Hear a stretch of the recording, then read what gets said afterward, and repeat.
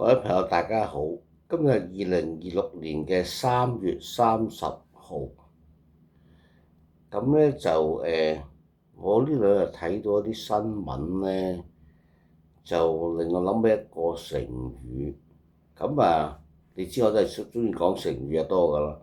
咁呢個新聞咧就係話咧最近個大火咧，就而家就好似話叫啲居民翻去，俾啲時間翻去執拾一啲嘅物品啦嚇。咁咧我就諗到就係話其實咧有一座咧好似係完全冇燒過，咁但係你都要佢搬走啊，或者係要佢遷出啊，俾啲津貼佢換樓，或者係做一啲其他嘅嘢嘅安排啦。咁但係我諗起一樣嘢喎，其實譬如嗰座大廈佢冇燒過或者冇啲咩特別嘢嘅，其實如果真係搬走係冇問題，我覺得都可以接受。呢個安排都幾好嘅，我覺得喺個地方可能有啲傷感啊，即係啲有啲即係少到有啲唔開心嘅經歷都叫做。咁我呢個安排都可以叫做接受啦。咁但係我成日諗緊就係有冇同佢哋商量個安排可能好少少嘅咧？咁我唔知啊，呢個我呢個都唔係我諗嘅細節。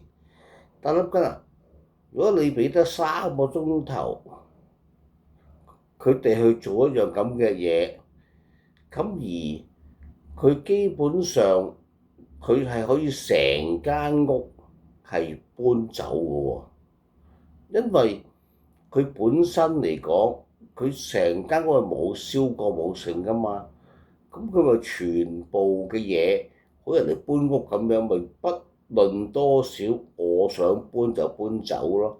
即係可能佢要搬走成屋嘅家私啊、雪櫃啊、洗衣機啊，或者佢嘅或者有啲嘅重要物品，好似我屋企咁，好多本書喺度嘅，其實有啲好陳年嘅一啲嘅紀念品啦，比如我個仔嘅小學嘅功課啊、嘅簿啊，或者書本啊。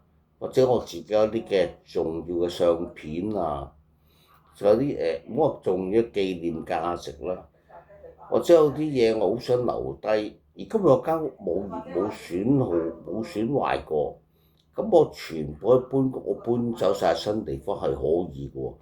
點解你唔俾我翻去足夠時間去搬屋咧？咁當然呢個想法就係我自己想啦。咁但係我諗緊嗰啲決策者其實佢嘅想法係為市民好噶嘛，係啱喎。但係佢嘅想法都係啱嘅，即係你幫佢諗埋點樣係最好。其實我諗到第二個例子啦，好似父母同啲仔女講：阿仔阿女，你咧讀書讀好啲，第時做個醫生啊，做個律師啊，做個工程師啊。咁咧就揾啲錢就得多咗啦，前途就會好咗啦。咁但係有冇諗過，你嘅仔女其實係咪想做呢樣嘢？可能想做農夫嘅喎，去耕田嘅喎。因為好多我一睇到例子咧，係有啲人真係去復耕啊，揾3、4千蚊一個月，佢自給自足，佢開心享受喎。咁其實點解唔俾佢自己諗下，自己揀下咧？好似呢個情況，我搬屋咁樣，咪等佢自己搬咯，搬晒走間屋嘅都得啦，係咪先？但係你要俾佢入去搬咯。咁仲有問題就係，我諗起一套電視劇啊，以前咧鄭少秋咧有套電視劇好搞笑，我覺得就對住個女主角好似叫藍潔瑛。佢咧成日都覺得佢做啲咩，你話藍潔瑛好嘅喎，但係藍潔瑛好憎佢，好討厭佢，基本上做乜都係唔好㗎啦。嗱，打個比喻就係，佢成日同佢講，其實咧呢件事係為你好㗎，乜嗱，即係佢就即清楚明白啲就係，其實咧我知你好中意我嘅，不過礙於某啲原因，你唔敢或者你唔想接受我知道你好痛苦嘅藍潔瑛。但係其實我知你好鍾意，我好想同我一齊，但係真係我知你有你嘅困難。嗱，呢個就有實例啦，係咪先？